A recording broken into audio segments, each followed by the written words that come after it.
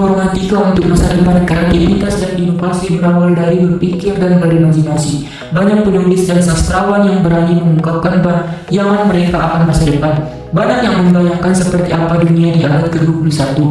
Bahkan lebih jauh lagi ketika manusia sudah melintasi galaksi. Imajinasi itu tidak lagi menjadi sekadar hiburan, tetapi akhirnya menjadi sumber inspirasi bagi para inovator dan penemu yang perlahan-lahan mengubah dunia dengan segala teknologi mutakhir yang mereka ciptakan. Nah, kini kita tibalah saatnya kalian juga mulai berimajinasi dan membayangkan seperti apa negeri kita ini, NKRI, Negara Kesatuan Republik Indonesia, di masa depan.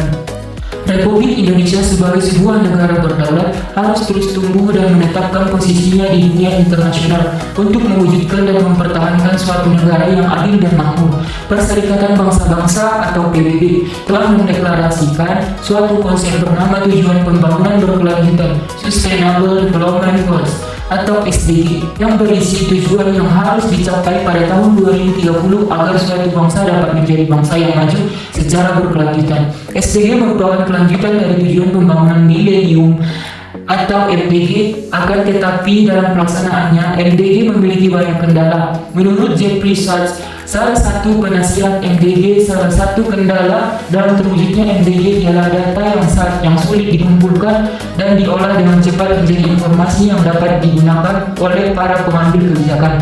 MDG telah berakhir pada tahun 2015 dan kini telah banyak kemajuan pada bidang komputer yang dapat kita gunakan untuk memastikan SDG dapat dicapai dengan baik dan sesuai dengan target. Selain gagasan SDG, masyarakat saat ini telah mengalami kemajuan dengan adanya gagasan Society 5.0 yang didefinisikan sebagai sebuah masyarakat yang berpusat pada manusia yang menyeimbangkan kemajuan ekonomi dan resolusi masalah sosial.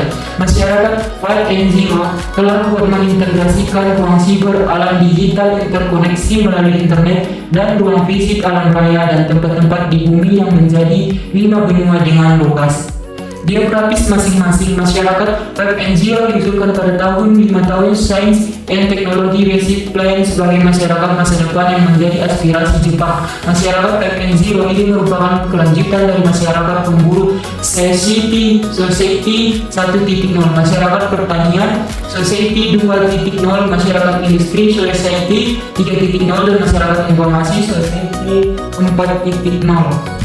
D. Karir dan studi lanjut di bidang informatika. Di masa kini dan masa yang akan datang, penerapan informatika di berbagai bidang adalah sebuah keniscayaan. Saat ini sudah tidak aneh apabila ada seseorang yang berkarir di bidang pemasaran, menguasai analisis data dalam bentuk intelijensi bisnis, atau seorang ahli biologi yang mengolah data genetika dengan membuat program komputer. Suatu konsep masyarakat 5.0 pun dicetus yang intinya ialah di masa mendatang profesi apapun akan berhubungan erat dengan dunia siber dalam menyelesaikan setiap permasalahan dalam kehidupan. Oleh karena itu, penguasaan aspek berpikir komputasional akan menjadi sangat penting dikuasai siswa sejak masih sekolah, terlepas dari profesi yang akan ditekuninya. Walaupun pada mata pelajaran informatika ini, studi kasus yang disampaikan terbatas di bidang informatika. Di masyarakat, istilah informatika kurang populer, masih sering disamakan dengan TIK dan teknologi informasi. Banyak orang mengatakan, saya bekerja di bidang TI, teknologi informasi, atau guru yang mengatakan saya mengajar TIK. Kita perlu meluruskan perbedaan TIK dan TI dan informatika. TIK lebih berorientasi ke pemakaian aplikasi dan komputer saja. TI memang lebih luas cakupannya. Informatika ialah disiplin ilmu padanan dari ilmu komputasi atau komputing. Oleh karena itu, mata pelajaran ini disebut informatika. TIK akan dibutuhkan untuk memudahkan kehidupan masyarakat digital berkomunikasi lewat teknologi digital. Teknologi informasi menjadi istilah umum dalam berbagai profesi terkait informatika. Bagi murid kelas 10 yang akan memasuki dunia kerja sekitar 7 tahun yang akan datang, perkembangan informatika dan integrasinya dalam berbagai sendi kehidupan akan makin masif. Dalam satu dekade terakhir, ada banyak profesi dan keahlian baru yang lahir dan dibutuhkan oleh industri. Hal demikian juga akan terjadi di masa datang. Dengan makin meleburnya teknologi seperti kecerdasan buatan, pembelajaran mesin, realitas virtual, dan teknologi lainnya dalam kehidupan. Hal ini didorong dengan perkembangan teknologi yang telah menjadi suatu kebutuhan untuk bersaing bagi industri untuk dapat unggul pada saat masa ini. Oleh karena itu, melalui unit ini murid perlu dikenalkan dengan kompetensi informatika. yang dapat diperoleh baik melalui studi lanjut atau jalur lain yang diakui dalam proses sertifikasi. Kompetensi tersebut akan bermanfaat untuk meniti karir di masa depan. 1. Karir di bidang informatika. Mereka yang bekerja di bidang informatika jarang sekali mengatakan bahwa mereka bekerja di bidang informatika. Biasanya mereka lebih cenderung menyebut mereka memiliki karir di bidang teknologi informasi atau yang dalam bahasa Inggrisnya disebut information technology atau IT. Belakangan ada banyak profesional yang menggunakan berbagai macam posisi pekerjaan yang lebih spesifik seperti system analyst, back-end engineering, front-end engineering, depth of engineering, user experience designer, data science, product manager, hingga chief technology officer. Posisi tersebut terus berkembang dan berevolusi mengikuti perkembangan teknologi dan kebutuhan industri yang sedemikian cepatnya. Pada saat ini, kebanyakan orang awam memahami informatika sebagai disiplin ilmu yang mempelajari fenomena di sekitar komputer. Fenomena ini meliputi desain komputer dan proses komputasi, representasi objek informasi dan transformasinya, perangkat keras, perangkat lunak, efisien, dan kecerdasan mesin. Di Eropa, disiplin ilmu komputer disebut informatika. Di Amerika Serikat disebut computing. Pada unit ini kita akan melihat lebih dalam mengenai makna dari suatu profesi di bidang informatika yang lebih luas daripada sekadar mencari nafkah serta kekelompokannya di dalam dunia keprofesian. Menurut Profesor Zendeni, seorang peneliti terkemuka yang banyak melanjutkan tulisan ilmiah terkait profesian di bidang informatika, suatu profesi harus memiliki 4 ciri yang khas. 4 ciri tersebut seperti berikut. 1. Mendalami suatu bidang yang menjadi perhatian manusia dalam waktu yang lama. Profesi informatika berperan untuk memenuhi kebutuhan manusia atas kemampuan komputasi dan komunikasi yang efektif. Hal ini juga didorong oleh perkembangan teknologi yang makin cepat dan makin melebur dengan seluruh sendi-sendi kehidupan manusia. Pada bidang ini, seorang profesional di bidang informatika akan berusaha menyelesaikan berbagai permasalahan dengan memanfaatkan kemampuan komputer.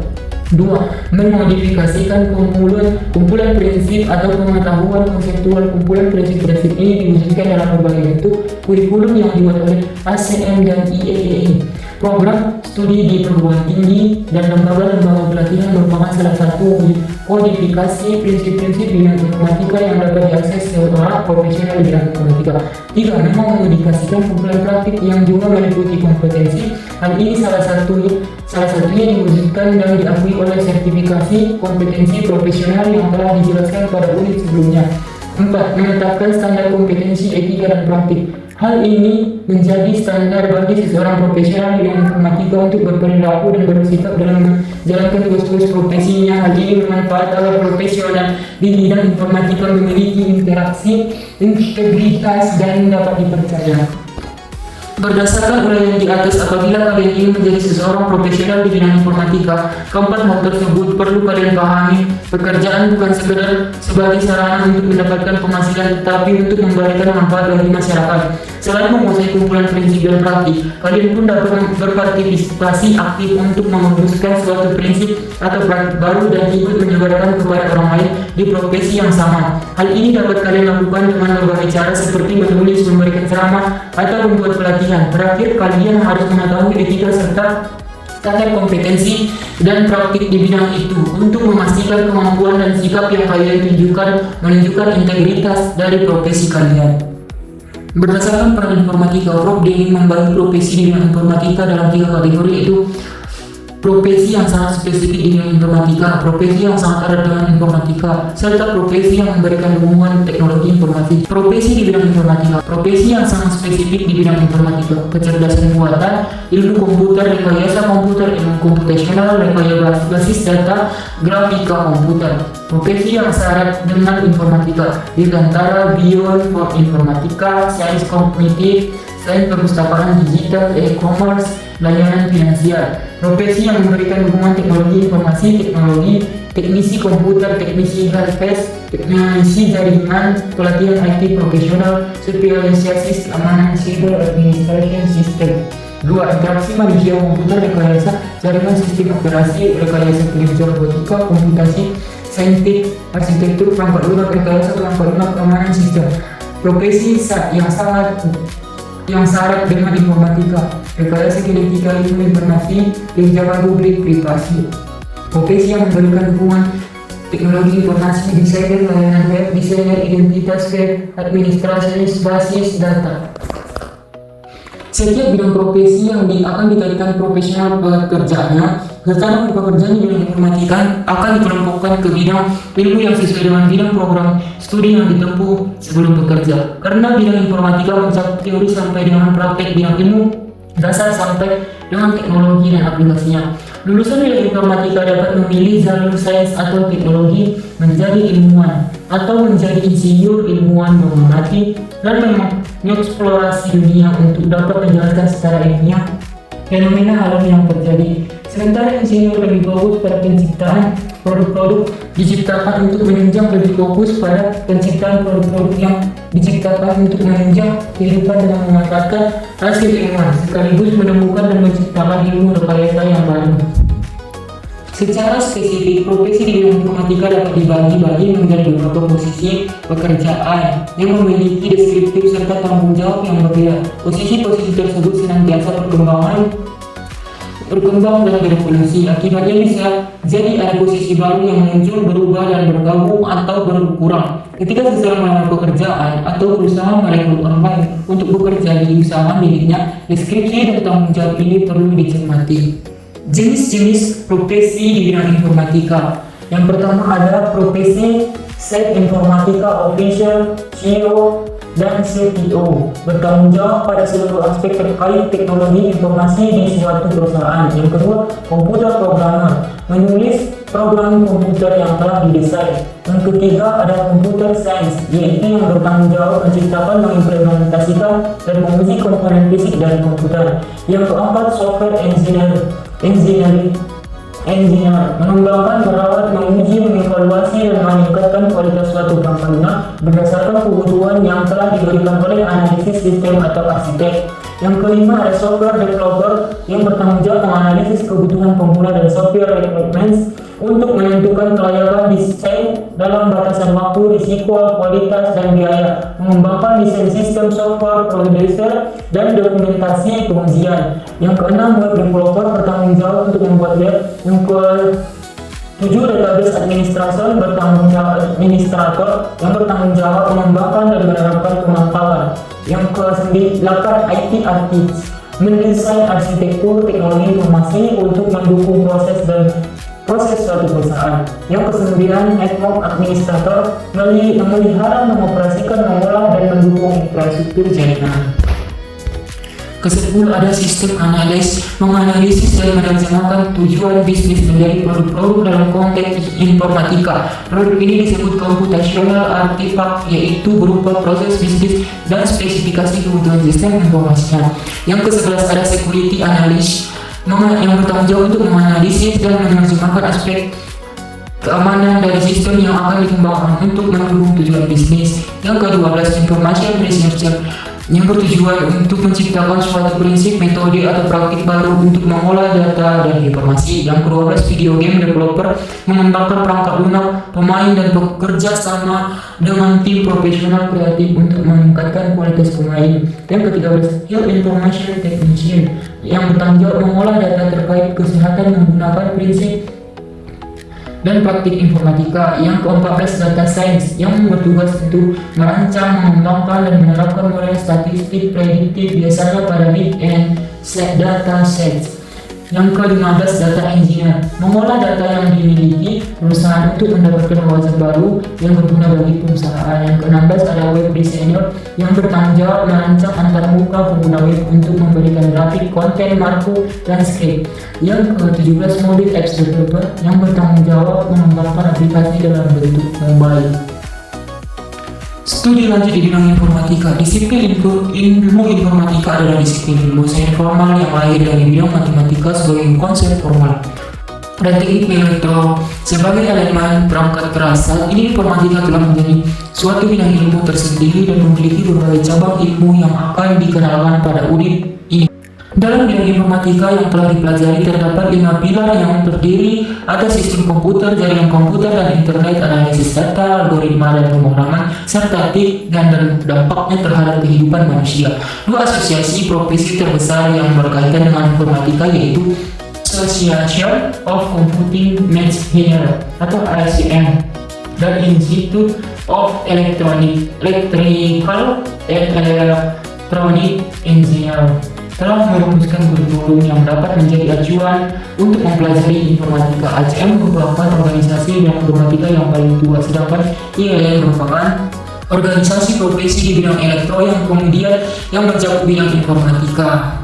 Berdasarkan computing kurikula tahun 2005 terdapat 5 disiplin ilmu komputasi yang paling besar, yaitu seperti computer engineering, computer science, information system, information technology, software engineer atau rekayasa perangkat lunak yang mempelajari pengembangan perawatan sistem perangkat lunak agar dapat bekerja dengan lebih reliable, efisien, scalable, dan terjangkau secara biaya untuk dikembangkan dan dirawat serta memenuhi kebutuhan penggunaannya. Sertifikasi di bidang informatika. Kompetensi di bidang informatika tidak hanya dapat diperoleh melalui jalur pendidikan tinggi yang disahkan dalam bentuk ijazah. Belajar informatika bisa dari sumber apapun. Sangat umum ditemukan seseorang pengembangan perangkat lunak yang belajar pemrograman secara otodidak. Pada saat ini, Indonesia juga telah banyak kegiatan pelatihan, seminar pelatihan, workshop, dan dapat diikuti oleh masyarakat umum termasuk siswa sekolah menengah. Belajar dan berlatih pun dapat dilakukan dengan basis komunitas di berbagai kota dan kabupaten di Indonesia. Telah lahir berbagai komunitas di bidang informatika yang terbuka bagi siapapun yang ingin belajar dan berbagi ilmu. Walaupun sedemikian, kompetensi yang diperoleh seseorang perlu diakui. Salah satu bentuk pengakuan tersebut berupa sertifikasi. Sertifikasi ini merupakan satu dokumen pengakuan yang diperoleh seseorang setelah dianggap memenuhi standar kompetensi yang telah ditetapkan oleh badan, organisasi, atau perusahaan yang memiliki keahlian di bidang tersebut. Biasanya sertifikasi ini diberikan setelah seseorang lulus dari ujian yang diberikan. Seseorang telah memiliki sertifikat akan dapat menggunakan sertifikat tersebut saat bekerja. Sertifikasi dapat diperoleh dari produsen perangkat keras maupun perangkat lunak, lembaga profesional, asosiasi profesi, atau pemerintah. Sertifikasi dapat terikat pada suatu produk, misal sertifikasi penggunaan perangkat lunak perkantoran, ataupun pada suatu kemampuan, misalnya sertifikasi sebagai seorang data science. Lembaga sertifikasi fokus kepada definisi komputasi dan pelaksanaan ujian dan tidak mempedulikan proses belajar sebelumnya. Artinya seseorang tanpa belajar formal yang juga dapat mengikuti sertifikasi. Beberapa perusahaan bereputasi yang menyediakan sertifikasi yang diakui secara internasional adalah seperti berikut. Yang pertama adalah Microsoft menawarkan sertifikasi mulai dari sertifikasi pemakaian produk seperti Microsoft Office, Net, SQL Server, Azure, serta sertifikat terkait keprofesian seperti data science dan data engineer. Yang kedua ada Google, menawarkan sertifikasi penggunaan produk seperti Google Science dan juga sertifikasi terkait keprofesian seperti Android dan Google Cloud Platform. Yang ketiga ada Oracle yang menawarkan sertifikat terkait produk seperti Java dan SCP. Yang keempat ada Cisco yang menawarkan pelatihan terkait jaringan seperti CCNA. Selain itu, Kementerian Komunikasi dan Informasi Republik Indonesia juga menyediakan program pelatihan dalam rangka sertifikasi, misalnya program pelatihan dan sertifikasi talenta digital yang bekerjasama dengan perusahaan-perusahaan yang memberikan sertifikasi dan juga bekerja sama dengan perguruan tinggi. Dua hal yang biasanya menjadi kekhawatiran dalam pengambil sertifikasi adalah tekanan untuk lulus sertifikasi dan masalah biaya. Untuk ujian sertifikasi bisa berupa soal-soal teori ataupun praktik langsung. Dari sisi biaya, di Indonesia cukup banyak akses pelatihan untuk sertifikasi yang dapat diikuti dengan gratis atau berbiaya murah.